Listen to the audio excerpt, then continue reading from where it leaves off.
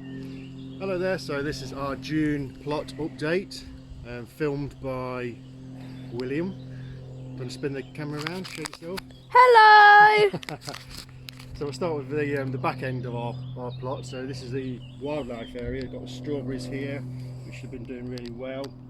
I harvested loads last night for make some jam today. So this is the wildlife area. We've got the pond, and at the moment it's full of little froglets. I don't know if I can make any move around here.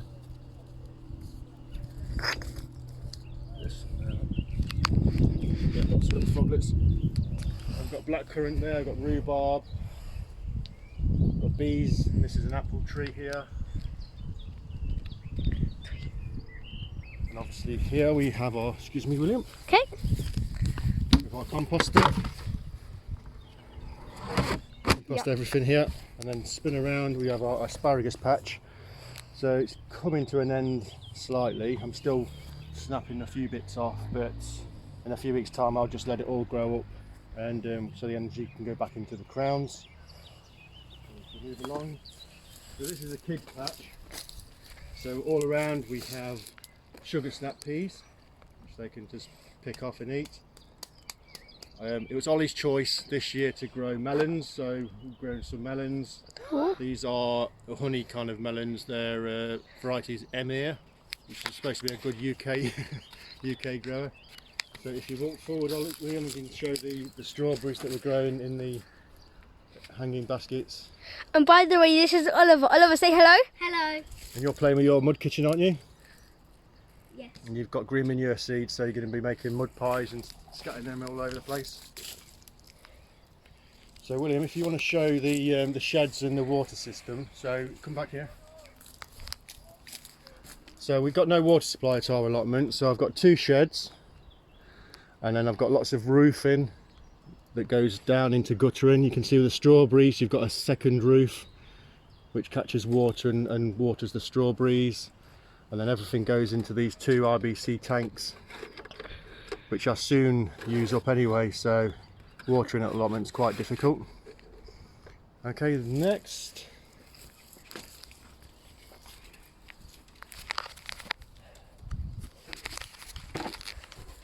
So we have our potatoes, we have our first earlies, and second crop and mains. To be honest, the mains seem to be doing a lot better than the earlies. And then along here we have the runner beans,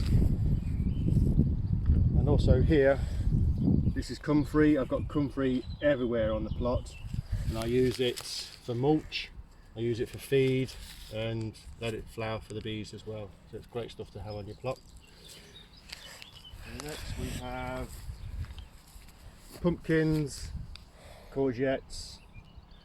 I put these canes next to the roots, so when it grows overgrown, there's leaves everywhere, I know exactly where to water because the canes mark where the roots are. And I also, like this, I put Comfrey in a milk carton, which helps me water and also feeds the plants as well. Recycling. Do it, kids. So here, onions are doing really well. I've only just taken the enviromesh off to stop the leaf miner, but as you can see they're doing really well, so I'm pleased with onions this year. So if we walk along the path here,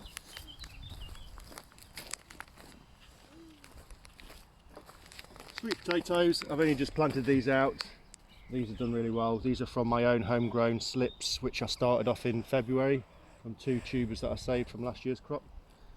So I planted these out in mounds because the tubers they want to grow close to the surface, so they will grow within this mound close to the main plant. So it's always best to plant out sweet potatoes in mounds. Okay. This is a pumpkin, so jack-o'-lantern pumpkin. I'll just let that snake around. The sweet corn to prevent the weeds. So this is sweet corn.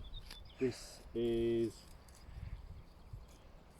golden bantam, I think it is. First time I'm growing it. No, no, sorry, if you spin around, that sweet corn there is Golden Bantam, and this is Honey Select, which I grew last year and was really, really nice. And this one, we've got the carrots. Again, we've got some Enviromesh to stop the carrot fly, and then we've got some onions grown in between as well, again to help with the carrot fly. Okay, over here. So here we have the herb garden. Again, got comfrey here, we've got mint, we've got sage, we've got garlic chives, got coriander that I've let go to seed. We've got lavender, there's thyme, oregano, dill. Funnily enough, at home I've always struggled with growing oregano, especially Greek oregano, but here with poor soil, you know, it's dry as well. It does really well, really, really well. Okay, over here. So this is something I've just done in the last few years. I'm growing dwarf French beans instead of climbing beans. They're much easier to handle. Climbing French beans always seems to struggle on this plot for some reason, so dwarf seem to grow much better. So these are my French beans, and here the peas. Really struggled with peas this year. I planted them out from pots, so I grew them in the greenhouse and then planted them out. The pigeons just nailed them, so I've got to try and get them more protected next year. Some are alright.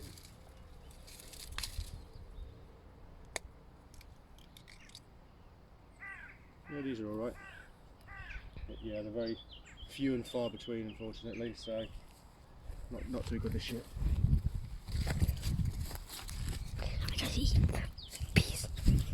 Is it peas? Yeah. Thank you. So this is my brassica patch. Really pleased with the brassica patch.